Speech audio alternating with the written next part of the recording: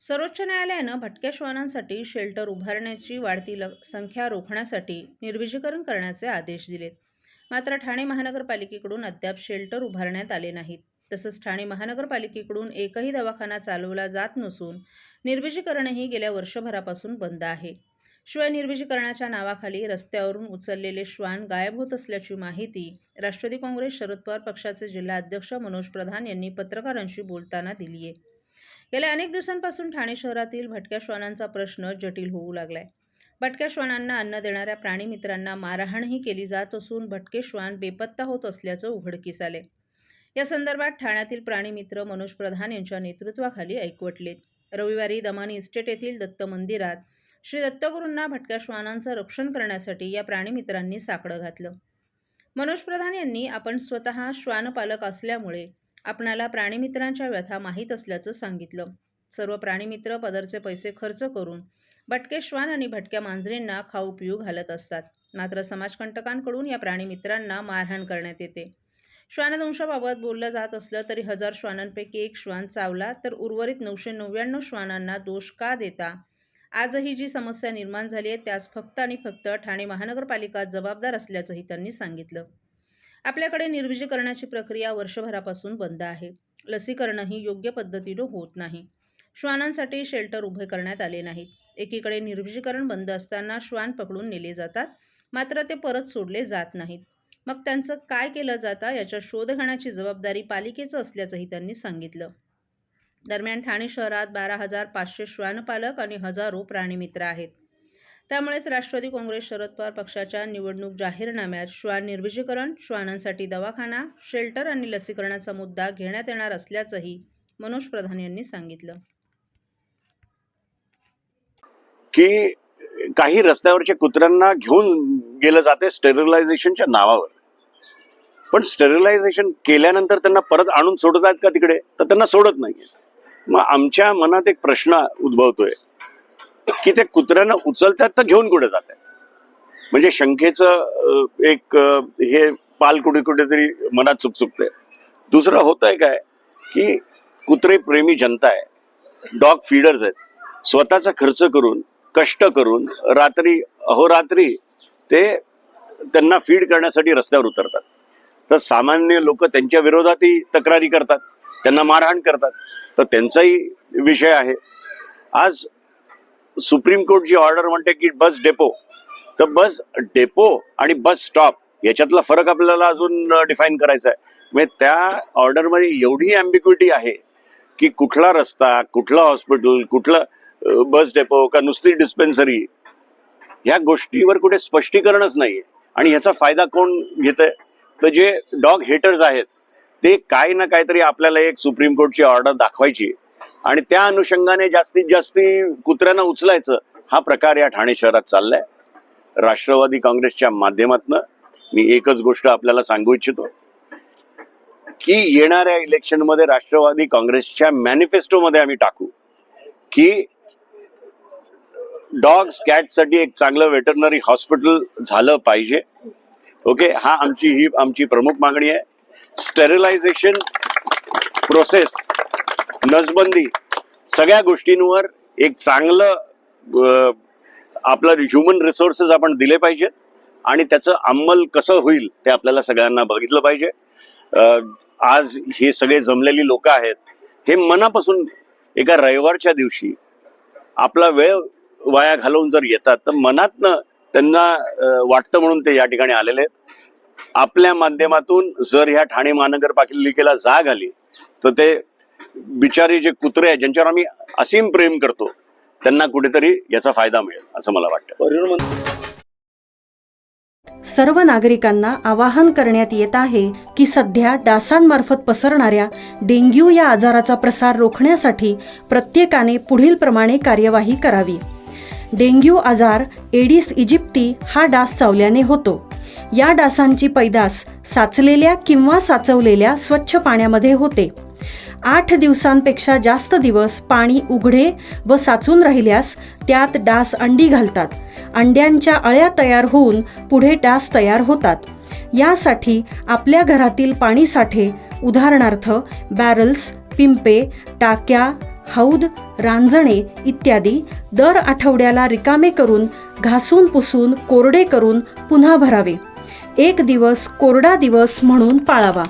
पाणी साठ्यांना घट्ट झाकणे बसवावीत किंवा जुनी साडी, चादर, धोतर यांनी बांधून झाकून ठेवावीत, म्हणजे डास त्यात जाऊन अंडी घालणार नाहीत.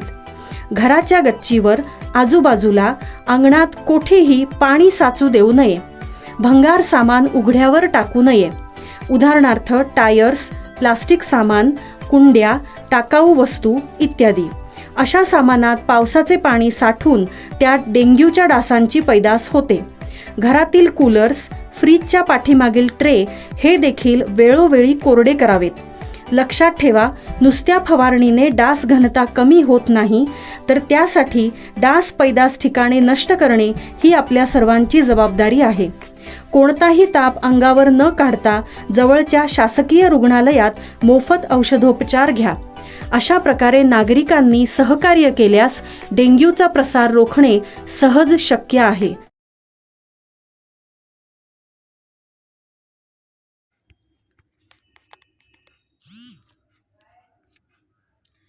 गेल्या काही दिवसांपासून काँग्रेसचे ठाणे शहर जिल्हा अध्यक्ष विक्रांत चव्हाण काँग्रेस पक्ष सोडणार असल्याची चर्चा रंगली आहे.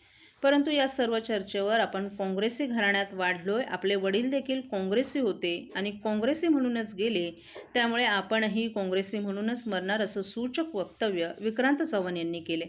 आपण काँग्रेसशी पूर्णपणे एकनिष्ठ असून पक्षासाठीच पुढे काम करत राहणार असल्याचंही त्यांनी सांगितलं. स्थानिक स्वराज्य संस्थांच्या निवडणुकांची रणधुमाळी सुरू झाली असून ठाण्यातील राजकीय वातावरण देखील चांगलंच तापले. काही दिवसांपासून ठाण्यातील काही वरिष्ठ नेते भाजप पक्षात प्रवेश करणार असल्याच्या चर्चा रंगल्यात. यामध्ये काँग्रेसचे ठाणे जिल्हा अध्यक्ष विक्रांत चव्हाण यांच्या नावाची देखील चर्चा होती. परंतु ही अफवा असल्याचं सांगत काँग्रेसचे जिल्हाध्यक्ष विक्रांत चव्हाण यांनी या अफवेला पूर्णविराम दिलाय.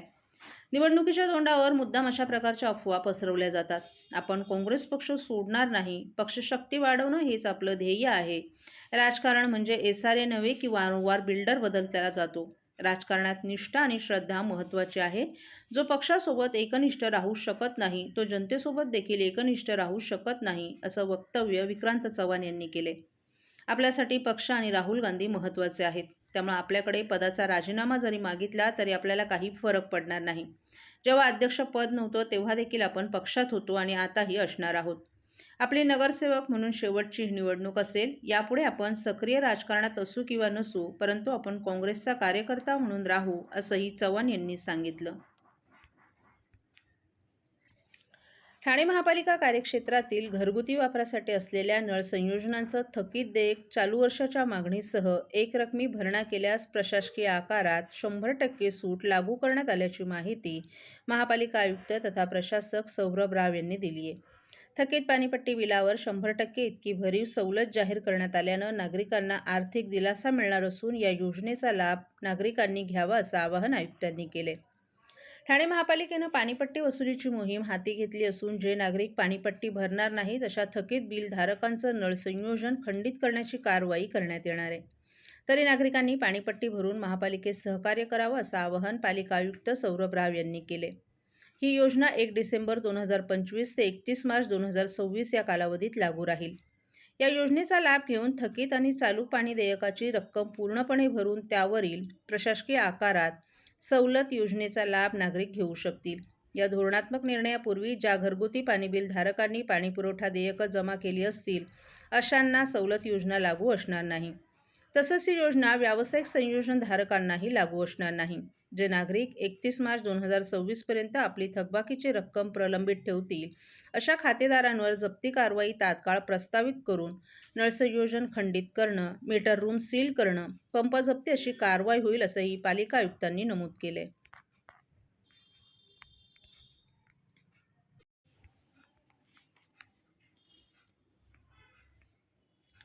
महाविद्यालयीन विद्यार्थ्यांमध्ये सामाजिक भान आणि जबाबदार नागरिकत्वाची जाणीव दृढ करण्याच्या उद्देशाने ठाणे पोलीस आयुक्तालय आणि राष्ट्रीय सेवा योजना यांच्या संयुक्त विद्यमानं राबवण्यात आलेल्या पथनाट्य स्पर्धेची अंतिम फेरी बुधवारी रंगणार आहे. डॉक्टर काशीनाथ घाणेकर नाट्यगृहातील मिनी थिएटरमध्ये सकाळी 8 ते दुपारी 2 या वेळेत ही अंतिम फेरी पार पडणार असल्याची माहिती ठाणे शहर वाहतूक उपायुक्त पंकज शिरसाट यांनी दिली आहे. ठाणे शहर वाहतूक शाखेच्या वतीनं महाविद्यालयीन विद्यार्थ्यांमध्ये रस्ता सुरक्षा, सायबर गुन्हे प्रतिबंध, व्यसनमुक्ती आदी सार्वजनिक हिताचे विषय सर्जनशीलतेनं सादर करण्यासाठी उत्तम व्यासपीठ ठरणाऱ्या पथनाट्य स्पर्धा सप्टेंबर 2025 या महिन्यात ठाणे जिल्ह्यातील 33व्या महाविद्यालयांमध्ये आयोजित करण्यात आल्या होत्या. या उपक्रमात ठाणे, डोंबिवली, कल्याण, उल्हासनगर, भिवंडी आणि भाईंदर येथील NSS युनिट्सनेही सहभाग उत्साहानं घेतला होता. एकूण 355 विद्यार्थ्यांनी या मोहिमेत भाग घेतला. प्राथमिक फेरीतून 15 पथकांमधील अंतिम स्पर्धा बुधवारी होणार असून यामध्ये ठाणे डोंबिवलीचे 3, कल्याणचे 3, उल्हासनगरचे 3, भिवंडीचे 3 आणि भाईंदरच्या 3 पथकांचा समावेश आहे. विजेत्या पहिल्या 3 संघांना ट्रॉफी, प्रमाणपत्र आणि आकर्षक रोख पारितोषिकं दिली जाणार असून उर्वरित 12 पथकांना सहभाग प्रमाणपत्रानं गौरवण्यात येणार आहे.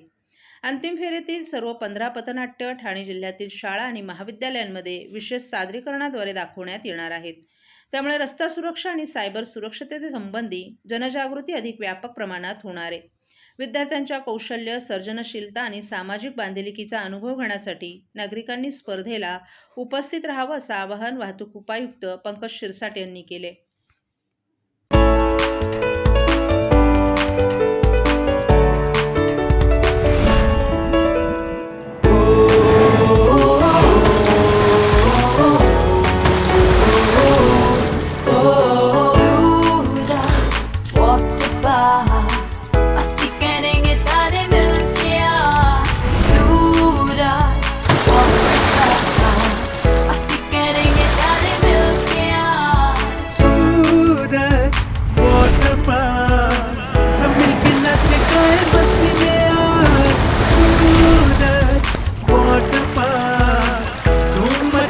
सब मिलके आज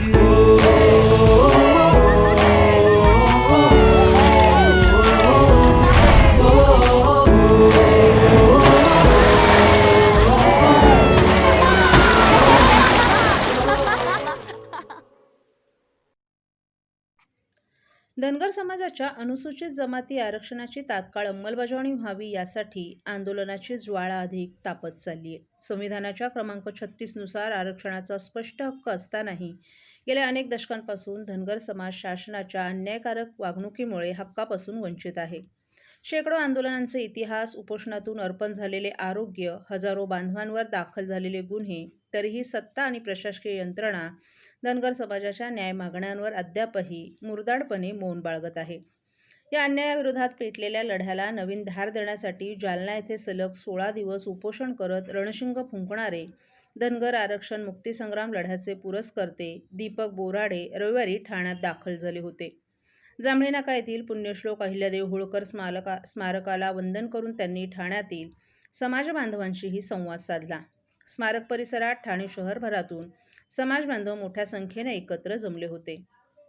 धनगर ST आरक्षणाची त्वरित अंमलबजावणी करावी यासाठी येत्या 21 जानेवारी रोजी मुंबईच्या आझाद मैदानात भव्य आंदोलन होणार आहे. या संदर्भातील नियोजन बैठकीत करण्यात आले. यावेळी धनगर समाजाचे नेते महादेव अर्जुन, शंकर कोळेकर, मल्लिकार्जुन पुजारी, ॲडव्होकेट नानासाहेब मोटे, ॲडव्होकेट प्रकाश पुजारी, निहारिका कोंडले, दीपक देवकाते यांच्यासह मोठ्या संख्येनं समाज बांधवही उपस्थित होते. धनगर प्रतिष्ठान ठाणे जिल्हा यांच्या वतीनं या बैठकीचं नियोजन करण्यात आलं होतं. संविधानानुसार 36 क्रमांकावर धनगर समाजाला आरक्षण मंजूर असताना सुद्धा अनेक वर्ष आरक्षणापासून वंचित ठेवण्यात आले. शेकडो आंदोलनं, उपोषण, हजारो बांधवांवर दाखल गुन्हे असे असतानाही लढा सुरू आहे. जालना येथे 16 दिवसांचं उपोषण प्रकृती बिघडल्यानं स्थगित केलं असलं तरी आता हा लढा अधिक तीव्र झालाय असं धनगर आरक्षण योद्धा दीपक बोराडे यांनी सांगितलं. नरेंद्र मोदी आणि देवेंद्र फडणवीस यांनी आश्वासन दिल्याप्रमाणे धनगर समाजानं भारतीय जनता पार्टीला सत्ता दिली. तरी देखील सरकार समाजाला आरक्षणापासून वंचित ठेवते. त्यामुळे आता आम्ही गप्प बसणार नाही. धनगर आरक्षण मुक्ती संग्राम लढा जालना येथून सुरू झाला असून मुंबईतील आझाद मैदानात आरक्षणाची आझादी मिळेपर्यंत हा लढा थांबणार नाही. त्यामुळे सर्व समाज बांधवांनी 21 जानेवारी रोजी आझाद मैदान मुंबई येथे मोठ्या संख्येनं उपस्थित राहावं असं आवाहन दीपक भाऊ बोराडे यांनी केलं आहे.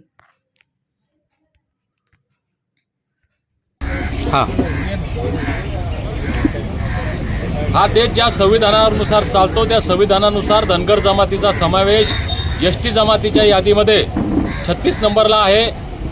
धनगरांच्या अज्ञानाचा गैरफायदा घेऊन इथल्या व्यवस्थेनं या अमृतरूपी लाभापासून गेल्या 8 दशकांपासून आम्हाला वंचित ठेवलंय. धनगरांचे क्रांतीसूर्य बी के कोकरे साहेबांनी या आरक्षणाची ज्वाला प्रज्वलित केली तेव्हापासून आतापर्यंत शेकडो आंदोलनं झाली, शेकडो उपोषणं झाली, हजारो बांधवांवर आमच्या गुन्हे दाखल आहेत. आंदोलनाचे हा लढा चालू आहे. परंतु 17 सप्टेंबर रोजी मराठवाडा मुक्ती संग्राम दिनी धनगर जमातीच्या या एसटी आरक्षणाचा मुक्ती संग्राम हा लढा आम्ही जालन्याच्या भूमीतून सुरू केला. 16 दिवस मी त्या ठिकाणी आमरण उपोषण केलं. प्रकृतीच्या कारणामुळे ते आंदोलन स्थगित केलं होतं. आत्ताचे मुख्यमंत्री राज्याचे देवेंद्र फडणवीस यांनी लाखो लोकांच्या समोर आश्वासन दिलं होतं की धनगर आरक्षणाच्या बाबतीत माझा अभ्यास झालेला आहे, माझ्याकडे गाडीभर कागदपत्र आहेत, पुरावे आहेत, तुम्ही आम्हाला सत्ता द्या, पहिल्या कॅबिनेटमध्ये तुमचा आरक्षणाचा प्रश्न सोडवतो. आत्ताचे देशाचे सर्वेसर्वा असलेले नरेंद्र मोदी पंतप्रधान यांनी सुद्धा पांडुरंगाच्या पंढरीमध्ये येऊन ढोल वाजवून सांगितलं होतं की आतापर्यंत राज्यकर्त्यांनी तुमचा मतासाठी वापर केला, तुम्ही आम्हाला सत्ता द्या, आम्ही सत्तेत आलो तर आरक्षण देतो. स्वर्गीय अटल बिहारी वाजपेयी यांनी सुद्धा पंढरपूरमध्ये आश्वासन धनगरांना दिलं होतं. आज हे सत्तेमध्ये आहेत, आम्ही कायद्याचं मागतोय.